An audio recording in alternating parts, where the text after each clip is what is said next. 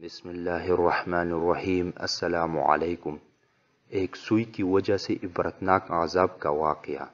ایک بزرگ نے بڑا عبرتناک واقعہ سنایا کہ ان کے زمانے میں ایک بہت بڑے عالم تھے۔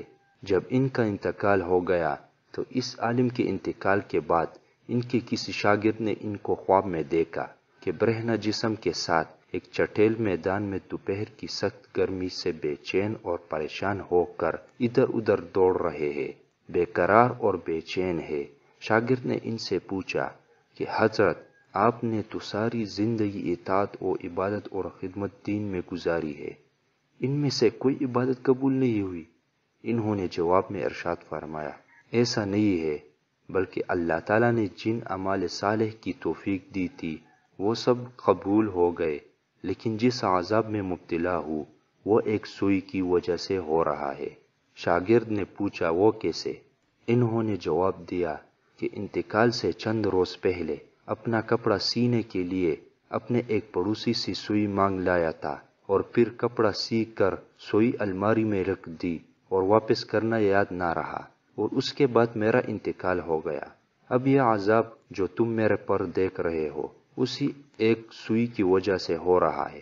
تم صبح بیدار ہو کر میرے گھر جانا اور گھر والوں سے کہنا کہ الماری میں فلاں جگہ پر وہ سوئی رکھی ہوئی ہے، وہ تم لے کر میرے فلاں پڑوسی کو دے آنا تاکہ مجھ سے یہ عذاب دور ہو جائے۔ چنانچہ وہ شاگرد صبح اٹھ کر سیدھے استاد کے گھر پہنچے اور کہا، فلاں الماری میں فلاں جگہ پر سوئی رکھی ہوئی ہے۔ گھر والوں نے دیکھا تو بتایا کہ ہاں رکھی ہوئی ہے۔ اس شاگرد نے پوچھا کہ تمہیں یہ معلوم ہے کہ کس کی ہے یہ؟ انہوں نے بتایا کہ ہاں، مرحوم فلاں پڑوسی سے لائے تھے، اور ہم نے سوچا کہ ذرا آنے جانے والوں کا سلسلہ ختم ہو تو یہ سوئی ان کو واپس کر دیں گے۔ شاگرد نے بتایا کہ میں نے ان کو خواب میں دیکھا ہے کہ وہ اس سوئی کی وجہ سے عذاب میں مبتلا ہے، اس لیے وہ سوئی آپ مجھے دے دے تاکہ میں جلدی سے ان کو واپس کر دوں اور ان کی طرف سے تاخیر کی بھی معافی مانگ لوں۔ چنانچہ اس شاگرد نے وہ سوئی لے کر پڑوسی کو واپس کر دی اور ان کو بتایا کہ حضرت کو اس سوئی کی وجہ سے عذاب ہو رہا ہے، اور پڑوسی بھی یہ سن کر رونے لگا کہ کتنی معمولی سی چیز کی وجہ سے ان کو عذاب ہو رہا ہے، اور وہ پڑوسی کہنے لگا کہ میں نے ان کو اللہ کی رضا کے لیے معاف کر دیا، یا اللہ آپ بھی اپنی رحمت سے ان کو معاف فرما اور ان کا عذاب دور کر دے۔ وہ شاگرد کہتے ہیں کہ جب رات کو میں سویا تو پھر دوبارہ ان کو میں نے خواب میں دیکھا، لیکن اب وہ منظر کچھ اور ہی تھا۔ اب حضرت ایک خوبصورت اور سرسبز و شاداب باغ کے باغیچوں میں ایک مسحری پر آرام فرما ہے۔ چاروں طرف خادمائیں موجود ہے، پھلوں اور پھولوں کے درخت لگے ہوئے ہیں، ٹھنڈی ٹھنڈی ہوائیں چل رہی ہے۔ میں نے قریب جا کر ان کو سلام کیا اور پوچھا کہ اب کیا حال ہے؟